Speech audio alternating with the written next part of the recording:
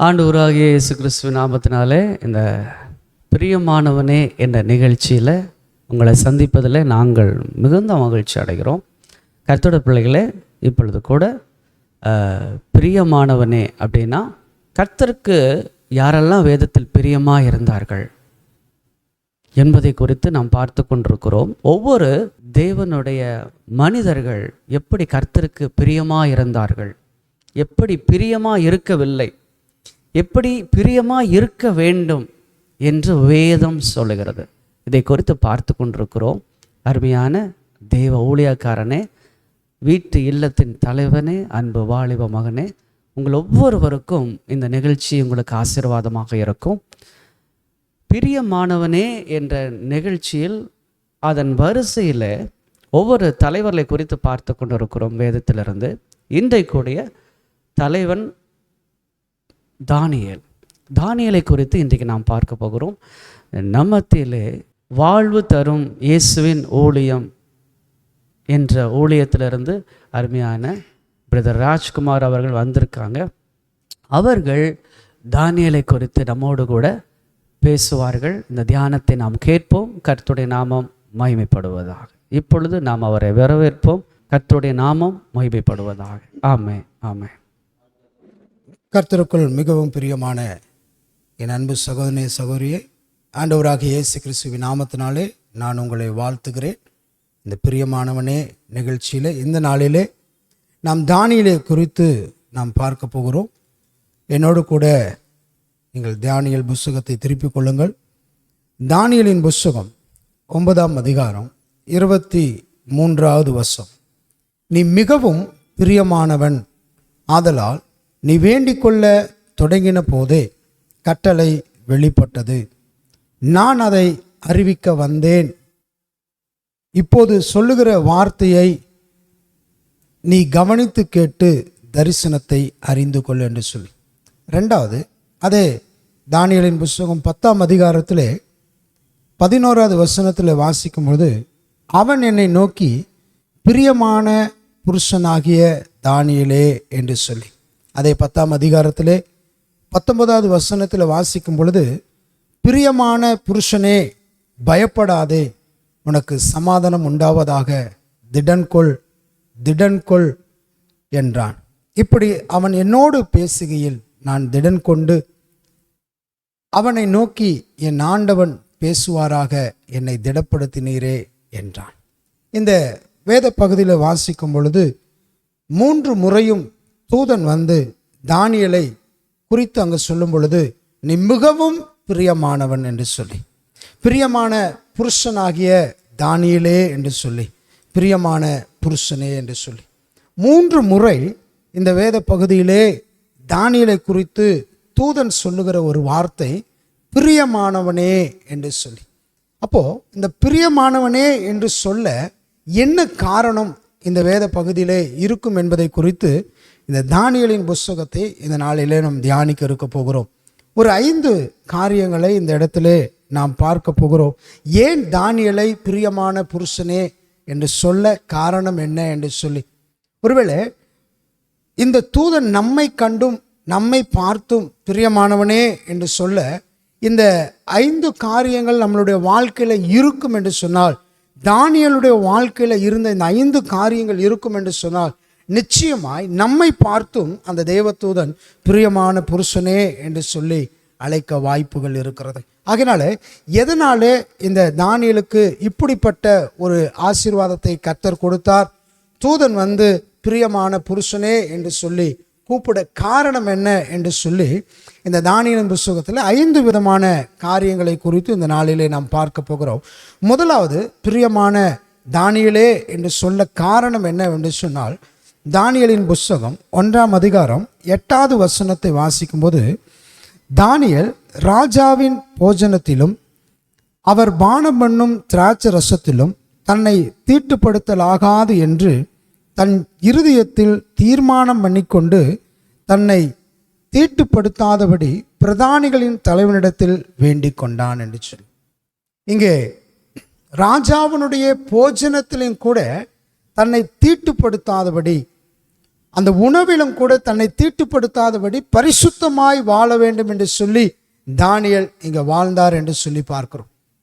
வேதாகமத்தில் வாசிக்கும் பொழுது 1 பேதுரு 1ஆம் அதிகாரம் 15வது வசனம் 16வது வசனத்தில் வாசிக்கும் பொழுது, உங்களை அழைத்த தேவன் பரிசுத்தம் உள்ளவராய் இருக்கிறபடியால் நீங்களும் உங்கள் நடக்கையில் எல்லாவற்றிலும் பரிசுத்தராய் இருங்கள் என்று சொல்லி வேதாகமம் சொல்லுகிறது.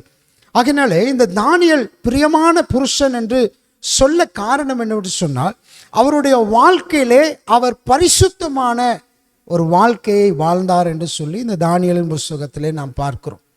ஏனென்று சொன்னால், தேவன் விரும்புகிற ஒரு காரியம் நம்மை பரிசுத்தமாய் இருக்க வேண்டும் என்பது தேவனுடைய விருப்பமாய் இருக்கிறபடினாலே தானியேல் அந்த ராஜாவினுடைய போஜனத்திலும் கூட தன்னை தீட்டுப்படுத்தாதபடிக்கு ஒரு பரிசுத்தமான ஒரு வாழ்க்கையை வாழ்ந்தார் என்று சொல்லி வேதாகத்தில் பார்க்கிறோம். இதே வேதாகமத்தில் வாசிக்கும் பொழுது 1 தெசலோனிக்கேயர் 4ஆம் அதிகாரம் 3வது வசனம் இவ்விதமாய் சொல்லுகிறது, நீங்கள் பரிசுத்தம் உள்ளவர்களாக வேண்டும் என்பது தேவனுடைய சித்தமாயிருக்கிறது. நீங்கள் பரிசுத்தம் உள்ளவர்களாய் இருக்க வேண்டும் என்பது தேவனுடைய சித்தம். அப்போ இன்றைக்கு நம்மளுடைய வாழ்க்கையில் நாம் எங்கு பார்த்தாலும் பாவங்கள் பெருகி கொண்டிருக்கிறது. பாவம் இல்லாத ஒரு இடம் எங்கேயுமே கிடையாது. எல்லா இடங்களிலும் பாவங்கள் பெருகி கொண்டிருக்கிறது. சபைகளிலும் பாவங்கள் பெருகி கொண்டிருக்கிறது. வெளி உலகத்திலும் பாவங்கள் பெருகி கொண்டிருக்கிறது. இப்படிப்பட்ட உலகத்திலே வாழ்ந்து கொண்டிருக்கிற நீங்களும் நானும் பரிசுத்தமாய் வாழ வேண்டும் என்பது தேவனுடைய சித்தமாய் இருக்கிறது.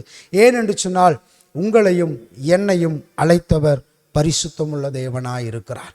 அதனால இந்த பரிசுத்த வாழ்க்கை நம்மளுடைய வாழ்க்கையில் இருக்கும் என்று சொன்னால் நாம் பிரியமானவனாக இருக்க முடியும். தானியேல் தன்னுடைய வாழ்க்கையிலே பரிசுத்தமாக இருந்தபடினாலே அங்கே தேவதூதன் சொல்கிறார், எனக்கு பிரியமானவனே, பிரியமான தானியேலே என்று சொல்லி 3 முறை அந்த இடத்துல சொல்லுகிறதை குறித்து நாம் வாசிக்கிறோம். இன்னைக்கு நம்மளுடைய வாழ்க்கையில் பரிசுத்தமாய் வாழ வேண்டும். நாம் பரிசுத்தமாய் வாழக்கூடாதபடிக்கு சத்துரு அநேக விதத்திலே நம்மை செயல்படுத்தி கொண்டிருக்கிறான். உங்கள் கரத்தில் இருக்கிற மொபைலை கொண்டு கூட அவன் நம் பரிசுத்தமாய் வாழ முடியாதபடிக்கு நேரத்தை அதன் மூலமாய் திருடி கொண்டு இருக்கிறான்.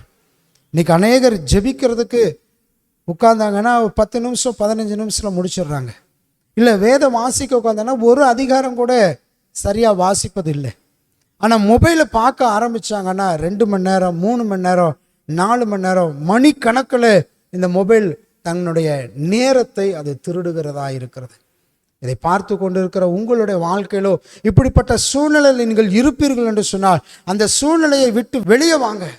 தானியேலை போல தன் போஜனத்திலும் கூட ஒரு பரிசுத்தமான ஒரு வாழ்க்கையை வாழ அங்கே தானியேல் உட்பட்டான். அதனால தான் தானியேலை கண்டு அங்கே சொல்லப்பட்டான், என் பிரியமானவனே என்று சொல்லி. 2வது, தானியேலை குறித்து நாம் வேதத்தில் வாசிக்கும் போது ஏன் பிரியமானவன் என்று சொல்ல என்ன காரணம் என்று சொல்லி பார்த்தா, அதே தானியேலின் புத்தகம் 2ஆம் அதிகாரம் 14 17 வரைக்கும், பாபிலோனின் ஞானிகளை கொலை செய்ய புறப்பட்ட ராஜாவினுடைய தலையாரிகளுக்கு அதிபதியாகிய அரியோகியாவுடைய தானியேலின் யோசனை புத்தியுமாய் பேசி, இந்த கட்டளை ராஜாவினால் இத்தனை அவசரமாய் பிறக்கிறதற்கு காரணம் என்ன என்று ராஜாவின் சேவைக்காரனாகிய ஆரியோகியிடத்தில் கேட்டான். அப்பொழுது ஆரியோகியா தானியேலுக்கு காரியத்தை அறிவித்தான். தானியேல் ராஜாவினிடத்தில் போய் சொப்பனத்தின் அர்த்தத்தை ராஜாவுக்கு காண்பிக்கும்படிக்கு தனக்கு தவணை கொடுக்க விண்ணப்பம் பண்ணினான். பின்பு தானியேல் தன் வீட்டுக்கு போய் தானும் தன் தோழரும் பாபிலோனின் மற்ற ஞானிகளும் கூட அழியாதபடிக்கு இந்த மறைப்பொருளை குறித்து பரலோகத்தின் தேவனை நோக்கி இரக்கம் கேட்கிறதுக்காக அனனியா, மிஷாவேல், அசரியா என்னும் தன்னுடைய தோழருக்கு இந்த காரியத்தை அறிவித்தான். 2வது, இங்கே ராஜாவுக்கு ஒரு சொப்பனம் உண்டாகிறது. அந்த சொப்பனத்தினுடைய அர்த்தத்தை குறித்து அவர்கள் சொல்ல வேண்டும் என்று சொல்லி அங்கே ராஜா கேட்கிறார். 2ஆம் அதிகாரத்தில் அந்த முதல் வசனத்தை வாசிக்கும் பொழுது 2வது வசனமும் முதல் வசனம் வாசிக்கும் பொழுது, நேபுகாத்நேச்சார் ராஜ்யம் பண்ணும் 2ஆம் வருஷத்திலே நேபுகாத்நேச்சார் சொப்பனங்களை கண்டான். அதனால் அவனுடைய ஆவி கலங்கி அவனுடைய நித்திரை கலைந்தது. அப்பொழுது ராஜா தன் சொப்பனங்களை தனக்கு தெரிவிக்கும் பொருட்டு சாஸ்திரிகளையும் ஜோசியரையும் சூனியக்காரரையும் கல்தேரையும் அழைக்க சொன்னான். அவர்கள் வந்து ராஜ சமூகத்திலே நின்றார்கள். எல்லாரும் பாருங்க, இந்த சொப்பனத்துக்கு அர்த்தத்தை சொல்லும்படி ராஜா எல்லாத்தையும் அழைப்பித்தார். எல்லாரும் வந்தாங்க, அந்த சொப்பனத்தை கேட்டாங்க. ஆனால் ஒருவனாலும் அந்த சொப்பனத்துக்கு உண்டான காரியத்தை அங்கே சொல்ல முடியவில்லை. அதனால் அவர்களை கொலை செய்யும்படியாக, சொப்பனத்தின் அர்த்தத்தை சொல்லாதபடி இருக்கிறவர்களை கொலை செய்யும்படியாக ராஜா அங்கே கட்டளை பிறப்பித்தார். இதை தானியேல் கேட்டு அந்த பிரதானியினிடத்தில் போய் ஏன் இந்த சம்பவம் அவசரமாய் பிறப்பிக்கப்பட்டது என்று சொல்லி அங்கே கேட்டு அவர் சொல்கிறார். அப்போது தானும் தன் தோழரும் பாபிலோனுடைய இருக்கிற எல்லோரும் மரித்து போகாமல் இருக்கும்படிக்கு அவன் என்ன சொல்லுகிறான், தவணை கேட்டு தன் நண்பர்களோடு சேர்ந்து அவன் ஜெபம் பண்ணுகிறவராய் இருக்கிறார். இரண்டாவது, தன் தோழரோடு ஒருமனப்பட்டு ஜெபிக்கிற ஒரு மனிதனாய் காணப்பட்டான். இந்த ரெண்டாவது காரியம் நம்மளுடைய வாழ்க்கையில் இருக்கிறது கிடையாது. ஒருமனப்பட்டு நாம் ஜெபிக்க முடியாத ஒரு சூழ்நிலையில தான் இருக்கிறோம். தனி ஜெபமும் ஜெபிக்க முடியாது, ஒருமனப்பட்டும் என்ன செய்ய முடியாது, ஜெபிக்க முடியாத ஒரு சூழ்நிலை. மிகப்பெரிய ஒரு பிரச்சனை இங்கே வந்தது. அவன் தனியாக தேவ சமூகத்தில் போய் தானியேல் ஜெபிக்காதபடி தன் தோழரோடு நண்பர்களோடு சேர்ந்து அந்த இடத்துல ஜெபித்ததுனாலே கர்த்தர் தானியேலுக்கு அதை வெளிப்படுத்தினார். தேவன் அதை வெளிப்படுத்தினார். ராஜா அந்த சொப்பனை என்னவென்று சொல்லலை, ஆனால் தானியேல் அந்த சொப்பனத்தையும் சொல்லி அதுக்குண்டான அர்த்தத்தையும் அந்த இடத்துல வெளிப்படுத்தினார் என்று சொல்லி நாம் பார்க்கிறோம். அப்போது அவன் ஒருமனப்பட்டு தேவ சமூகத்தில் ஜெபிக்கிற ஒரு மனிதனாய் காணப்பட்டார்.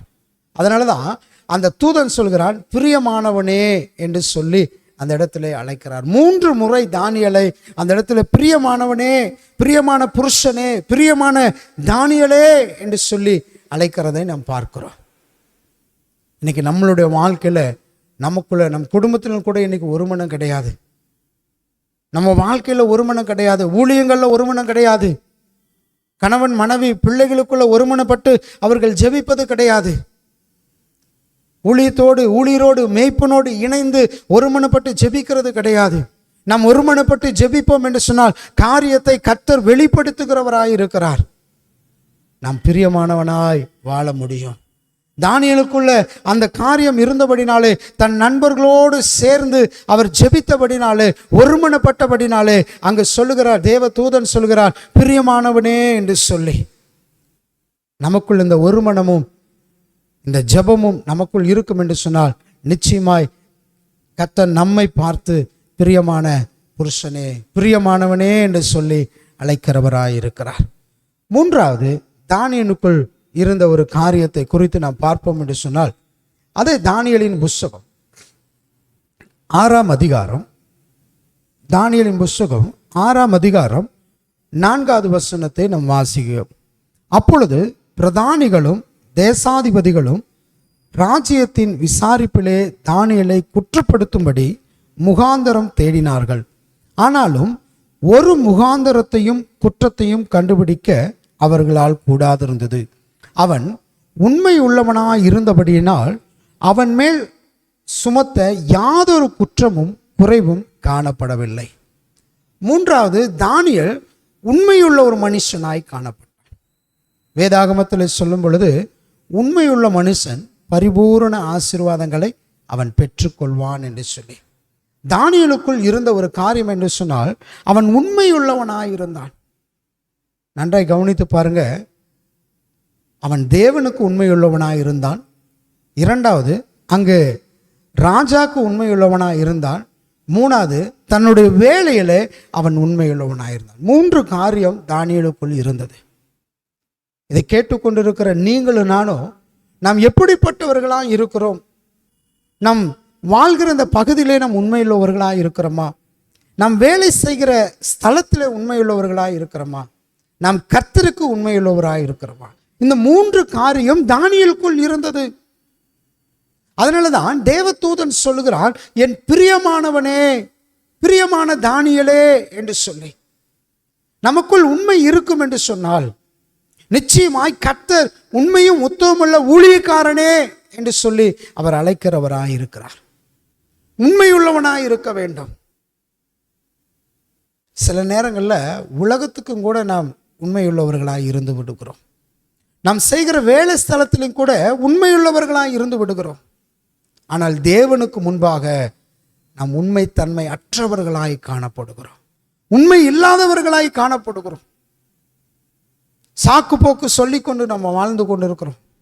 தினம் வேதத்தை வாசிப்பது கிடையாது, தினம் ஜெபிப்பது கிடையாது, தேவனுடைய சமூகத்தில் நேரத்தை செலவிடுவது கிடையாது. தன்னுடைய சரீர சோர்வு பலவீனத்து நிமித்தம் நாளைக்கு ஜெபிக்கலாம், வேதத்தை வாசிக்கலாம் என்று சொல்லி வழி விலகி போகிறோம். நாம் உண்மை இல்லாதவர்களாய் காணப்படுகிறோம். நாம் உண்மை இல்லாதவர்களாய் இருந்த போதும் நம்மை அழைத்த தேவன் உண்மையுள்ளவராயிருக்கிறார். நம்மை அழைத்த தேவன் உண்மையுள்ளவர். ஆகினாலே நீங்களும் நானும் உண்மையுள்ளவர்களாய் இருப்போம் என்று சொன்னால் நிச்சயமாய் சொல்கிறேன், நாம் பிரியமானவனாய் நாம் இருப்போம். தானியேல் அங்கே உண்மையுள்ளவனாய் இருந்தான். ராஜாவுக்கு உண்மையுள்ளவனாய் இருந்தான். தன்னுடைய பணியில் அவன் உண்மையுள்ளவனாய் இருந்தான். அதற்கு மேலாக தானியேல் கர்த்தருக்கு உண்மையுள்ளவனாய் இருந்தான். தானியேல் உண்மையுள்ளவனாய் இருந்தான். அந்த பத்திரத்தில் கையெழுத்திட்டது என்பதை அறிந்தும் தன் வழக்கத்தின்படியே 10வது வசனம் சொல்லுது, தானியேலோ வென்றால் அந்த பத்திரத்தில் கையெழுத்து வைக்கப்பட்டது என்று அறிந்த போதிலும் தன் வீட்டுக்குள்ளே போய் தன் மேல் அறையிலே எருசலேமுக்கு நேராக பலகணிகள் திறந்திருக்க அங்கு தான் முன்பு செய்து வந்தபடியே தினமும் 3 வேளையும் தன் தேவனுக்கு முன்பாக முழங்கால் படியிட்டு ஜெபம் பண்ணி ஸ்தோத்திரம் செலுத்தினான். எந்த சூழ்நிலை ஆனாலும் சரி, நம் தேவனுடைய சமூகத்தில் முழங்கால் படியிட்டு ஜெபிக்கிறவர்களாய் காணப்படணும். இங்க எல்லாரும் அந்த சாஸ்திரிகள்லாம் பார்த்தாங்க, இவனை எப்படியாச்சும் அந்த பிரதானிகளும் சேதாதிபதிகளும் பிரபுக்களும் மந்திரிமார்களும் அவங்கெல்லாம் பார்த்தாங்க, எப்படியாவது குற்றம் கண்டுபிடிச்சு இவனை சிங்க கபிக்குள்ள போட வேண்டும் என்று சொல்லி. ஆனால் தானியேல் கர்த்தருக்கு உண்மையுள்ளவராக இருந்தார்.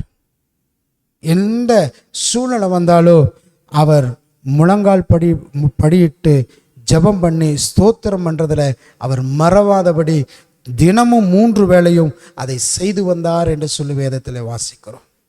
நெருக்க வந்துச்சு, மரணம் முன்பாக இருக்கு, சிங்கக்கபில போற்றுவேங்கிற காரியம் நடந்தது. ஆனாலும் கர்த்தருக்கு முன்பாக அவன் உண்மையுள்ளவனாக இருக்கிறான். சிங்கம் என்னை என்ன செய்திடும், மரணம் என்னை என்ன செய்திடும், தேவனுடைய சித்தம் இல்லாமல் ஒன்றும் நடக்காது என்பதை தானியேல் அறிந்து கொண்டு அவர் உண்மையுள்ளவராய் இருந்தார். இந்த உண்மையுள்ளவனாய் இருந்தபடினால தான் அங்கே சொல்லப்படுகிறது பிரியமான தானியேலே என்று சொல்லி. இதை கேட்டுக்கொண்டிருக்கிற உங்களுடைய வாழ்க்கையில் நம் தேவனுக்கு உண்மையுள்ளவராக இருக்கிறோமா? நம் குடும்பத்துக்கு உண்மையுள்ளவர்களாக இருக்கிறோமா? நம் செய்கிற வேலை ஸ்தலத்தில் உண்மையுள்ளவர்களாக இருக்கிறோமா? எப்படி இருக்கிறோம் என்பதை நீங்கள் சற்று சிந்தித்து பாருங்கள். நம் உண்மையுள்ளவர்களாக இருப்போம் என்று சொன்னால் நிச்சயமாய் கர்த்தர் நம்மை பார்த்து என் பிரியமானவனே என்று சொல்லி அழைக்கிறவராக இருக்கிறார். 4வது, அதே தானியேலை பிரியமான புருஷனே என்று சொல்ல காரணம் என்னவென்று சொல்லி வேதத்திலே வாசிக்கணும்னா, அதே தானியேலின் புஸ்தகம் 6ஆம் அதிகாரம் 3வது வசனத்திலே நாம் வாசிக்க கேட்போம். இப்படி இருக்கையில் தானியேல் பிரதானிகளுக்கும் தேசாதிபதிகளுக்கும் மேற்பட்டவனாய் இருந்தான். தானியேலுக்குள் விசேஷித்த ஆவி இருந்தமையால் அவனை ராஜ்யம் முழுமைக்கும் அதிகாரியாக ஏற்படுத்த ராஜா நினைத்தான். 4வது, தானியேலுக்குள் விசேஷித்த ஒரு ஆவி இருந்தது. கர்த்தருடைய ஆவி தானியேலுக்குள் இருந்தது. அதே தானியேலின் புஸ்தகம் 4ஆம் அதிகாரத்திலே 18வது வசனத்தை வாசிப்போம் என்று சொன்னால், நேபுகாத் நேச்சார் என்னும் ராஜாவாகிய நான் கண்ட சொப்பனம் இதுவே. இப்பொழுது பெல்சாத்சாரே, நீ இதன் அர்த்தத்தை சொல்லு. என் ராஜ்யத்தில் உள்ள ஞானிகள் எல்லாராலும் இதன் அர்த்தத்தை எனக்கு தெரிவிக்க கூடாமல் போயிற்று. நீயோ இதை தெரிவிக்கத்தக்கவன், பரிசுத்த தேவர்களுடைய ஆவி உனக்குள் இருக்கிறது என்றான். ஒரு ராஜா சொல்றாரு, உனக்கு என்னுடைய பிரதானிகளும் தேசாதிபதிகளும் யாருனாலும் இதை அர்த்தத்தை சொல்ல முடியல, உனக்குள்ள பரிசுத்த தேவர்களுடைய ஆவி இருக்கிறது என்று சொல்லி தானியேலை குறித்து அங்கே ராஜா சாட்சி சொல்லுகிறவராக இருக்கிறார். அதே இன்னொரு இடத்துல வாசிக்கும் போது 5ஆம் அதிகாரம் தானியேலின் புஸ்தகம் 5ஆம் அதிகாரத்தில் 11வது வசனத்தை வாசிக்கும் பொழுது, உம்முடைய ராஜ்யத்திலே ஒரு புருஷன் இருக்கிறான், அவனுக்குள் பரிசுத்த தேவர்களுடைய ஆவி இருக்கிறது. உம்முடைய பிதாவின் நாட்களில் வெளிச்சமும் விவேகமும் தேவர்களின் ஞானத்துக்கு ஒத்த ஞானம் அவனிடத்தில் காணப்பட்டது. இங்கே 3 முறை பார்க்கும்போது தானியேலுக்குள் விசேஷித்த ஆவி இருந்தது. அந்த விசேஷித்த பரிசுத்த ஆவி இருந்தது என்று சொல்லி இந்த 3 இடத்துல பார்க்கிறோம். நமக்குள்ள பரிசுத்த ஆவி நமக்குள் இருக்கும் என்று சொன்னால், நம்மை கண்டு தேவதூதன் சொல்வான், பிரியமானவனே என்று சொல்லி. இந்த பரிசுத்த ஆவியின் அபிஷேகம் நமக்குள் இருக்க வேண்டும். தானியேலுக்குள் இந்த பரிசுத்த ஆவி இருந்தபடினால்தான் அவன் பிரியமானவனாய் இருக்கிறான். இன்றைக்கு நாம் எப்படி நம்மளுடைய வாழ்க்கை வாழ்ந்து கொண்டிருக்கிறோம்? இன்னைக்கு நம்ம பார்க்கும் பொழுது சபைக்கு வருகிறோம், காணிக்கை கொடுக்குறோம், தசம்பாகம் கொடுக்குறோம், ஆராதனையில் கலந்து கொள்கிறோம், பாட்டு பாடுறோம், ஜெபிக்கிறோம், அவ்வளோதான், அதோட முடிஞ்சுது. அடுத்த எப்போ சபை கூடுகிறதோ அப்போ வந்து இதே பணியை தொடர்ந்து ரிட்டர்ன் செய்கிறோம். ஆனால் இங்கே தானியேல் அப்படி இல்லை. அவன் பரிசுத்த ஆவியினாலே, விசேஷித்த ஆவியினாலே அவன் நிரப்பப்பட்டவனாய் காணப்பட்டான். நமக்குள் அந்த பரிசுத்த ஆவியின் அபிஷேகம் நமக்குள்ள வர வேண்டும். அந்த ஆவி நமக்குள் இருக்கும் பொழுது பிரியமானவனே என்று சொல்லி தேவன் அழைக்கிறவராய் இருக்கிறார். இன்னைக்கு நமக்கு நிறைய தேவைகள் இருக்கு. அந்த தேவைகளுக்காக தான் தேவ சமூகத்தில் அநேக நேரம் நாம் ஜெபித்து கொண்டு இருக்கிறோம். ஆனால் ரொம்ப குறைவு பரிசுத்த ஆவியினுடைய அபிஷேகத்தை பெற்றுக்கொள்வது. இந்த பரிசுத்த ஆவியின் அபிஷேகம் வந்துவிட்டாலே நமக்கு எல்லாவற்றையும் தேவன் தருகிறவராயிருக்கிறார். இந்த பரிசுத்த ஆவியின் அபிஷேகம் மிகவும் முக்கியம். வேதாகமத்தில் சொல்லும் பொழுது, உன்னதத்திலிருந்து ஒரு ஆவி ஊற்றப்படும் மட்டும் என் வாழ்க்கை வனாந்தரமாக இருக்கும். அப்படித்தான் இருக்கும், வனாந்தரமாக இருக்கும். இந்த ஆவி ஊற்றப்படும் பொழுது இந்த வனாந்தரமான வாழ்க்கை வயல்வெளியாய் மாறும். இந்த வயல்வெளி காடாக எண்ணப்படும் என்று சொல்லி வேதாகமத்திலே சொல்லப்படுகிறது. அப்போ வனாந்தரமாக இருக்கிற இந்த வாழ்க்கை ஒரு வயல்வெளியாய், ஒரு காடாய் மாறப்பட வேண்டும் என்று சொன்னால் உன்னதத்திலிருந்து ஒரு விசேஷித்த ஆவி நமக்குள் இறங்க வேண்டும். இந்த விசேஷித்த ஆவி தானியேலுக்குள் இருந்தபடினால்தான் ராஜா நினைக்கிறான், தேசத்துக்கு அதிகாரியாய் அவனை வைக்கலாம் என்று சொல்லி நினைத்து கொண்டிருக்கிறார். ஆனா அது போலவே அவன் தேசத்துக்கு அதிகாரியாக தான் தானியேல் இருந்தார். அடிமையாய் வந்த தானியேல் பரிசுத்த ஆவியினுடைய அபிஷேகத்தை பெற்றுக்கொண்டபடினாலே அவன் தேசத்துக்கு அதிகாரியாய் இருக்கிறார். ராஜாவுக்கு அடுத்த கொலு மண்டபத்திலே அவன் சிங்காசனத்திலே அமர்ந்தான் என்று சொல்லி வேதத்திலே வாசிக்கிறோம். விசேஷித்த ஆவி தானியேலுக்குள் இருந்தது. நமக்குள் இன்னைக்கு எப்படி இருக்கிறோம், நாம் எப்படி இருக்கிறோம் என்பதை நாம் சற்று சிந்தித்து பார்க்கிறவர்களாக இருக்கணும். பரிசுத்த ஆவியினுடைய அபிஷேகம் பெற்றவர்களாய் நாம் இருப்போம் என்று சொன்னால், நமக்குள் விசேஷித்த ஆவி இருக்கும் என்று சொன்னால் நிச்சயமாய் தேவன் நம்மை ஆசீர்வதிக்கிறவராய் இருக்கிறார். வேதாகமத்திலே இஸ்ரவேல் ஜனங்களை வழிநடத்தி வரும் பொழுது வேவு பார்க்கும்படியாக கானான் தேசத்துக்கு 12 பேரை அனுப்பித்தார்கள். எல்லோரும் சொன்னாங்க, அவர்கள் ராட்சசராய் இருக்கிறார்கள், அவர்கள் பலத்தவர்களாய் இருக்கிறார்கள், அவர்களை மேற்கொள்ள முடியாது என்று சொல்லி. ஆனால் அங்கே 2 பேர் மாத்திரம், காலேப்பும் அங்கே யோசுவாவும் சொல்லுங்கள், அங்கே வேதம் சொல்லுது, அவர்கள் வேறே ஆவி உடையவர்களாய் இருக்கிறார்கள். அவர் சொல்வார்கள், கர்த்தர் வாக்கு பண்ணினதை நிச்சயமாய் நாம் சுதந்திரிக்க முடியும் என்று சொல்லி அவர்கள் போய் அதை சுதந்திரித்து கொண்டார்கள் என்று சொல்லி. தானியேலுக்குள் விசேஷித்த ஆவி இருந்தது. இந்த ஆவி இருந்தபடினாலே அங்கே தூதன் சொல்கிறான், எனக்கு பிரியமானவனே, பிரியமான தானியேலே, நீ மிகவும் பிரியமானவன், பிரியமான புருஷனே என்று சொல்லி அழைக்க காரணம் என்று சொன்னால் தானியேலுக்குள் விசேஷித்த ஒரு ஆவி இருந்தது. அந்த விசேஷித்த பரிசுத்த ஆவியின் அபிஷேகம் நமக்குள் இருக்கும் என்று சொன்னால் நம்மையும் தேவன் பார்த்து பிரியமானவனே, பிரியமான புருஷனே பெயரோடு அழைக்கிற தேவனாய் இருக்கிறார். 5வதாக ஒரு காரியத்தை நாம் பார்த்து முடிப்போம். தானியேலின் புத்தகம் 9ஆம் அதிகாரம் 3வது வசனமும் 4வது வசனமும் 5வது வசனமும் நாம் வாசிக்கிறோம். நான் உபவாசம் பண்ணி இரட்டிலும் சாம்பிலும் உட்கார்ந்து தேவனாகிய ஆண்டவரை ஜெபத்தினாலும் விண்ணப்பங்களினாலும் தேட என் முகத்தை அவருக்கு நேராக்கி என் தேவனாகிய கர்த்தரை நோக்கி ஜெபம் பண்ணி பாவ அறிக்கை செய்து, ஆண்டவரே, உம்மில் அன்பு கூர்ந்து உம்முடைய கற்பனைகளை கைக்கொள்ளுகிறவர்களுக்கு உடன்படிக்கையும் கிருபையும் காக்கிற மகத்துவமும் பயங்கரமான தேவனே, நாங்கள் பாவம் செய்து அக்கிரமக்காரராயிருந்து துன்மார்க்கமாய் நடந்து கலகம் பண்ணி உம்முடைய கற்பனைகளையும் உம்முடைய நியாயங்களையும் விட்டு அகன்று போனோம். இந்த வேத பகுதியை வாசிக்கும் போது அவர் பாவ அறிக்கை செய்து தன்னை தாழ்த்தினார் என்று சொல்லி பார்க்கிறோம். ஒரு தீர்க்கதரிசியாக இருக்கிறவர், கொலு மண்டபத்திலே ராஜாவுக்கு அடுத்த ஸ்தானத்தில் இருக்கிறவர், தேவனால் தேவ தூதர்களால் புகழப்பட்டு பிரியமானவனே என்று சொல்லி அழைப்பதற்கு தகுதியுள்ள ஒரு தாசனாய் காணப்பட்ட தானியேல், அவர் தன்னை தாழ்த்தி பாவ அறிக்கை செய்து தன் ஜனத்துக்காக அங்கே தேவ சமூகத்தில் ஜெபம் பண்ணி உபவாசம் பண்ணி தன்னை தாழ்த்துகிறதை குறித்து பார்க்கிறோம். வேதாகமத்திலே நாம் வாசிக்கும் பொழுது, தாழ்மையுள்ளவனுக்கோ கர்த்தர் கிருபை அளிக்கிறார், பெருமையுள்ளவனுக்கோ எதிர்த்து நிற்கிறார் என்று சொல்லி அங்கு சொல்லுகிறார். நாங்கள் பாவம் செய்தோம், அக்கிரமக்காரராக இருந்தோம். இங்கே வேதாகமத்தில் எங்கு தானியேல் பாவம் செய்ததாகவும் அக்கிரமக்காரராக இருந்ததாகவும் அவன் தேவனுக்கு விரோதமான காரியத்தை செய்ததாகவும் சொல்லி 1ஆம் அதிகாரம் முதல் 12ஆம் அதிகாரம் வரைக்கும் எங்கு சொல்லப்படவில்லை.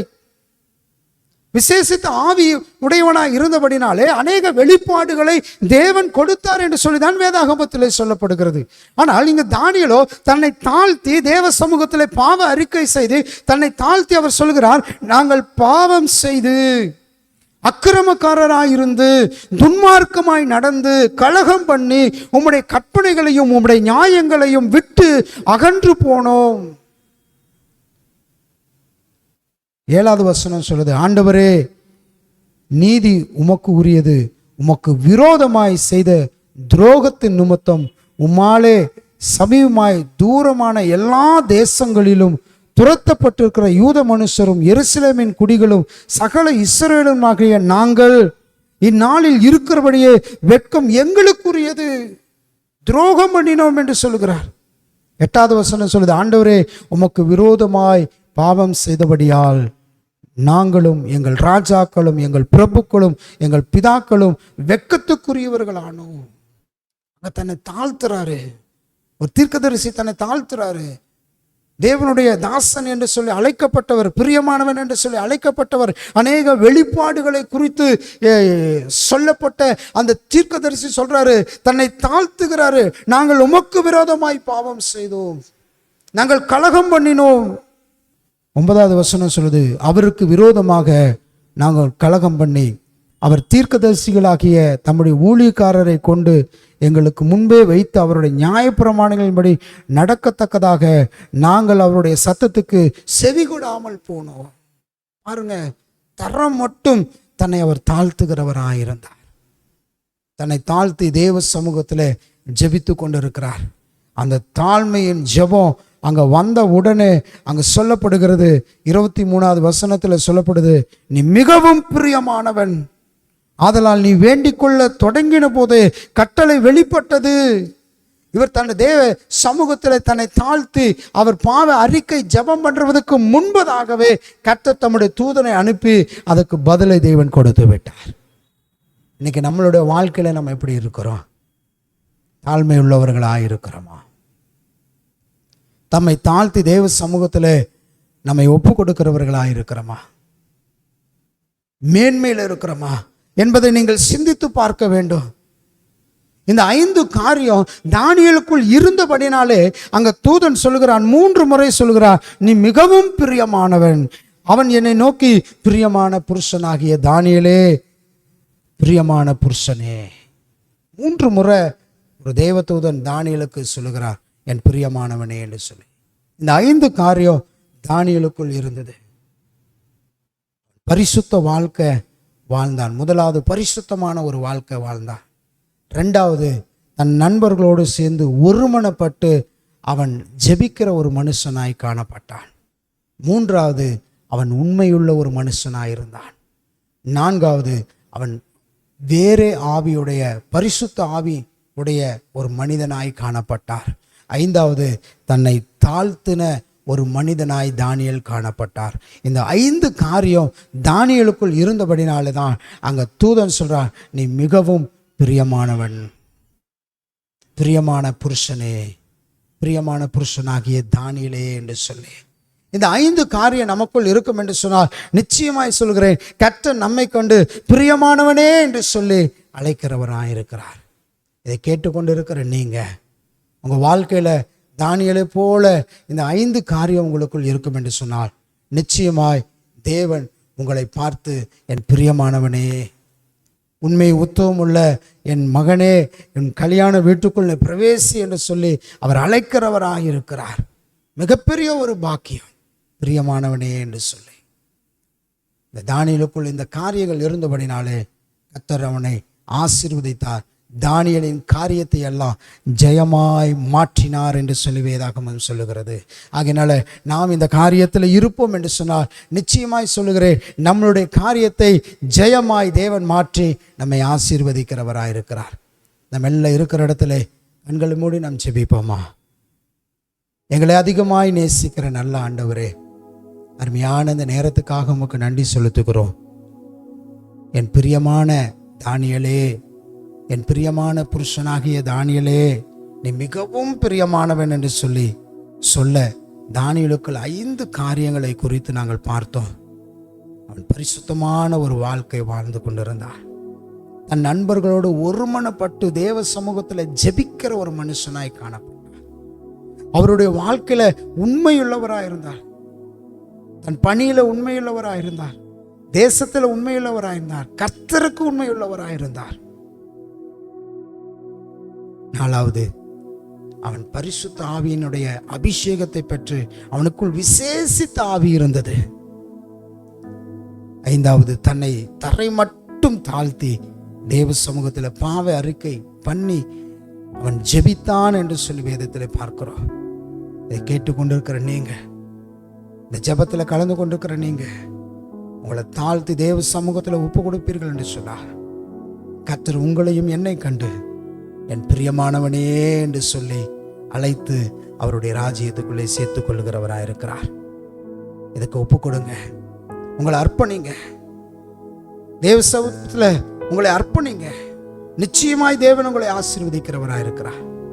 தகப்பனே, இந்த வார்த்தைக்கு யாரெல்லாம் கீழ்ப்படிந்து செவி கொடுத்து ஆண்டவரே உம்முடைய சமூகத்தில் தன்னை தாழ்த்தி அர்ப்பணித்து ஜெபிக்கிறார்களோ அவர்கள் எல்லாம் கர்த்தர் ஆசீர்வதிக்கும்படியாய் ஜெபிக்கிறோம்.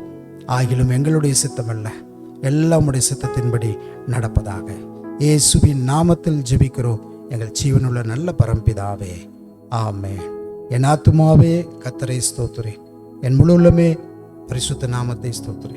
என் ஆத்துமாவே கர்த்தரை ஸ்தோத்திரி, கர்த்தர் செய்த சகல உபகாரங்களை மறவாதே. ஆமென், ஆமென். God bless you. கர்த்தர் உங்களை ஆசீர்வதிப்பாராக. ஆமென்.